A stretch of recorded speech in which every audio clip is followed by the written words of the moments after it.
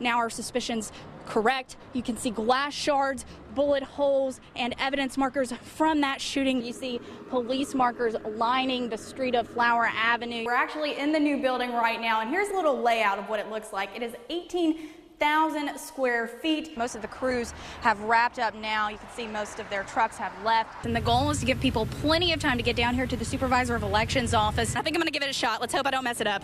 He's going to hold my mic here. All right. All right, so you do this, yeah. Ah!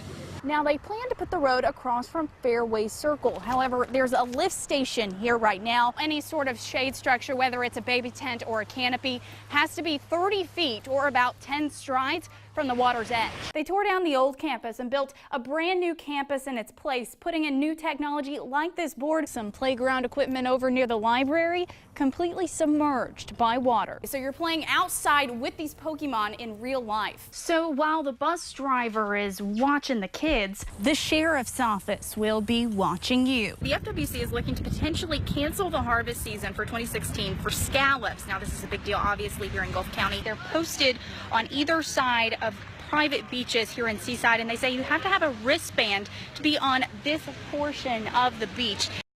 Tourist development councils are working to correct misinformation after an Atlanta meteorologist got on the airwaves yesterday saying some panhandle beaches were closed and infected with a flesh-eating bacteria. News 13's Maggie Solomon joins us live from Panama City Beach. Maggie, Bay County had satisfactory tests from the health department. They did, Amy, and the health department here in Bay County says the waters are completely safe. Now, over in Walton County, 2 beaches were given that health advisory, one of which has since been rescinded. Now, I need you to keep in mind, Atlanta is the top market for tourism as far as Panama City Beach and South Walton, and this is the kind of misinformation that can spread quickly.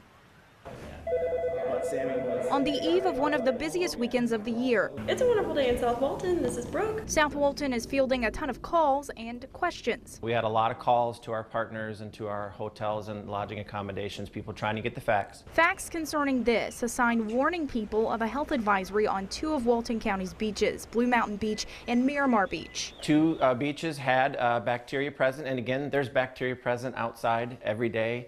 But if there's elevated conditions, normal notice is given. It's a common occurrence, but Wednesday an Atlanta weatherman reported high levels of fecal matter had closed Okaloosa and Walton County beaches, saying the bacteria made it unsafe to swim, calling it, quote, the kind of flesh-eating bacteria. County departments of health test water quality weekly and report the results. If the fecal content is above normal levels, they issue a health advisory, but that doesn't mean the beaches are closed. I saw last night on Facebook that beaches down here were closed. Reports swirled from Georgia to Alabama claiming Panhandle beaches were in bad shape, even affecting Bay County, who had no poor beach samplings. 4th of July is the peak of our tourist season. So we did get a number of calls, but I believe most of those folks, when they heard the news, are coming, because everything here is great. After all is said and done, both Walton and Bay County officials say the beach is open for business. Certainly, if I had plans to go to the beach this weekend, I wouldn't change them. Hopefully making 4th of July weekend one of the busiest yet. Now, the television station WSB-TV in Atlanta has since rescinded the original statements and made some clarifications on the science of it all. We did get some updated beach samplings this afternoon. Now, Miramar Beach over in Walton County has since been taken off the health advisory list, but Blue Mountain Beach does remain on there. And Visit South Walton is working to contact all the other media outlets that picked up WSB's original story to correct that information. Back to you guys. It's a sound normally associated with safety. But for dozens of Okaloosa County patients, it signaled the beginning of a crime. I think it was a sick juvenile gang. The Okaloosa County Sheriff's Office released new information Thursday concerning a months-long investigation into the Okaloosa County EMS division. The good news is that we self-policed. Accusations arose in May saying paramedics were taking unauthorized selfies with sedated patients in the back of ambulances, then sending them amongst each other as part of a selfie war. 41 different patients were identified, including 1 Okaloosa County Sheriff's deputy, and now 2 former EMS employees face charges. We do intend to prosecute them vigorously and intend to seek jail time in these cases. 24-year-old Kayla Dubois is charged with 2 counts of interception and disclosure of oral communication, a third-degree felony. 33-year-old Christopher Wimmer faces 7 counts plus 1 misdemeanor battery charge for holding a patient's eyes open for a photo. I can tell you that the victims that we identified and talked to were angry, were frustrated, were hurt. The sheriff's office believes no images or videos were shared online or on social media, but they were sent to other EMS and non-EMS personnel. As a result, the county is making serious changes to its phone policy. We have banned the use of personal cell phones while in the back of an ambulance. In addition, paramedics' work-provided cell phones are now disabled from taking photos or video. In Shalimar, Maggie Solomon, News 13.